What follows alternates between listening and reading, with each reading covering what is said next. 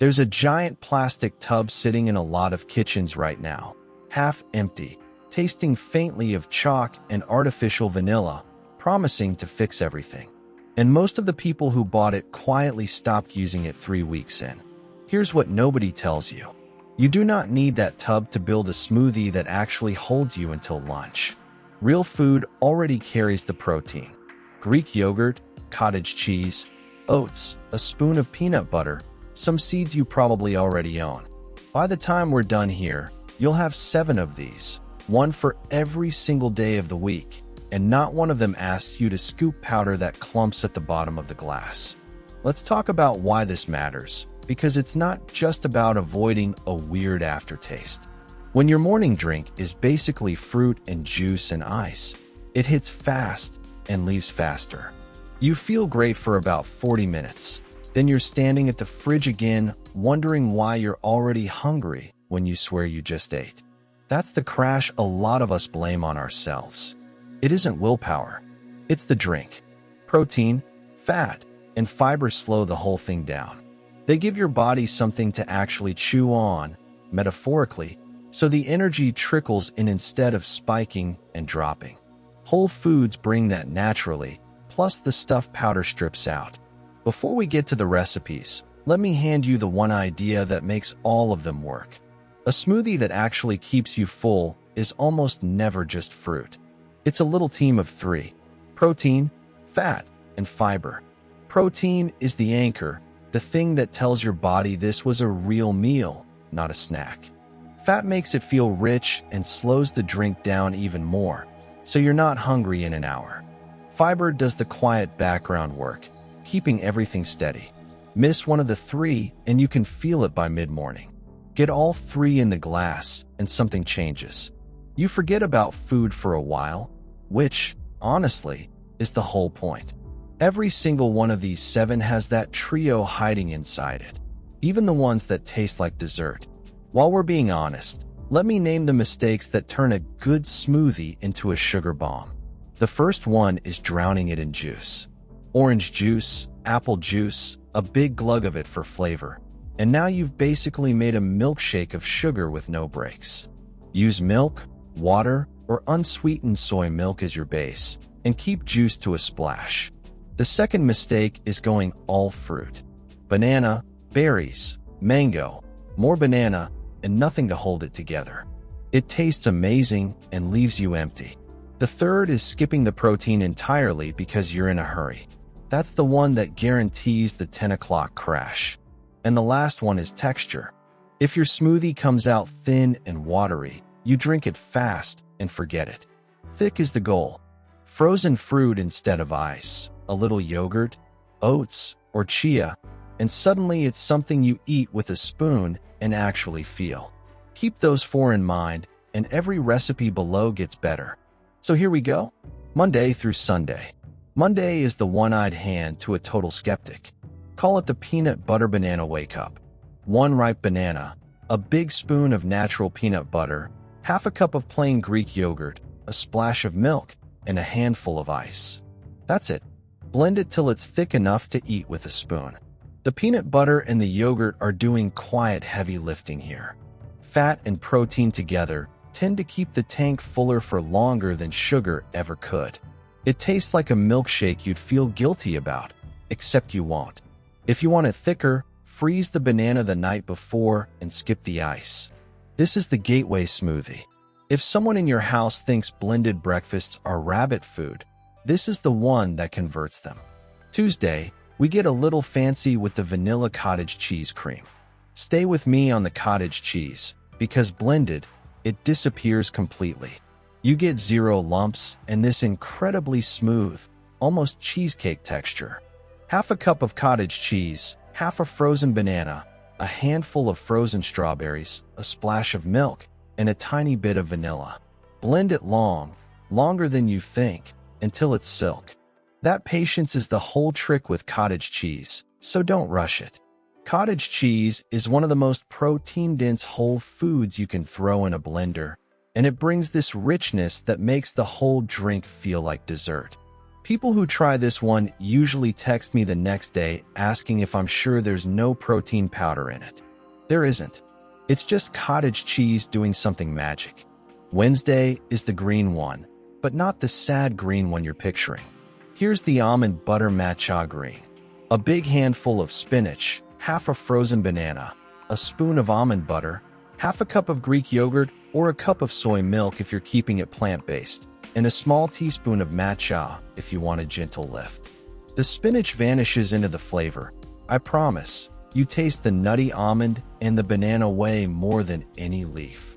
What keeps you full here is the combination of the nut butter fat and the yogurt or soy protein.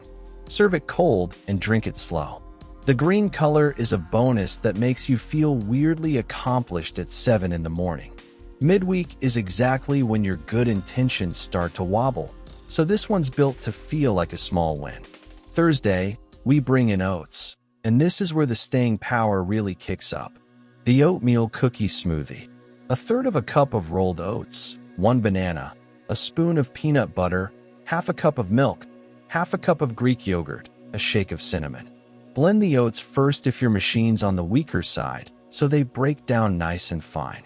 Oats bring a slow, steady kind of fullness because of the fiber, and they thicken the whole thing into something that genuinely tastes like a liquid oatmeal cookie. This is the smoothie for the morning. You've got a long stretch before you can eat again. It sits with you, in the good way, like a solid breakfast should, not the heavy, regretful way.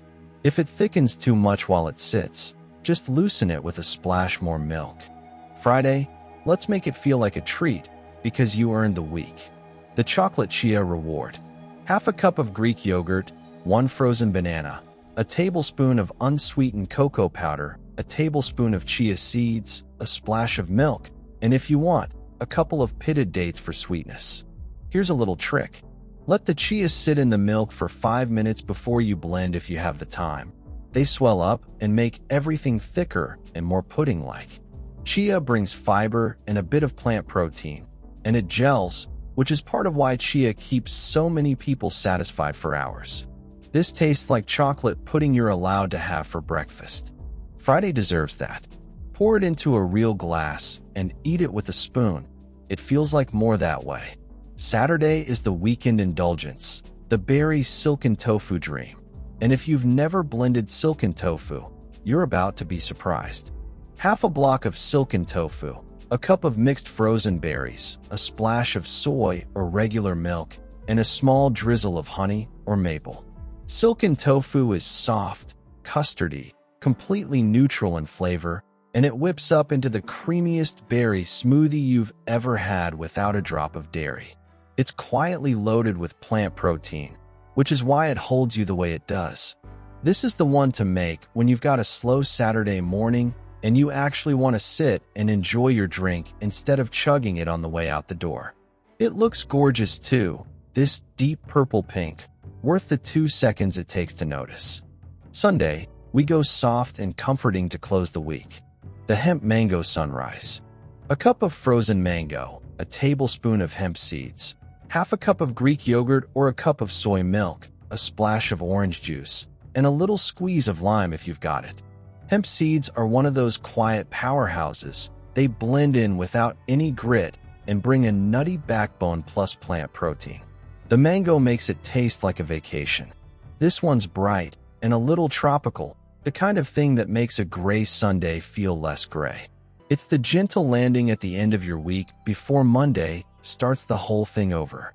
Now let me save you some grief on the mornings when you're missing an ingredient, because you will be. No Greek yogurt. Cottage cheese blends in for the same creamy, protein-rich effect, or unsweetened soy milk if you want it lighter. Out of dairy completely? Soy milk and silken tofu are your friends, and they carry more staying power than almond or oat milk, which are lovely but thin on protein. No peanut butter? Almond butter, sunflower seed butter, even tahini, all swap in fine. Just start with a smaller spoon because tahini is stronger. No banana for thickness and sweetness? A few frozen dates, or half an avocado for the creaminess without the sweet. And any frozen fruit swaps for any other, so use what's in the freezer. None of these are precious.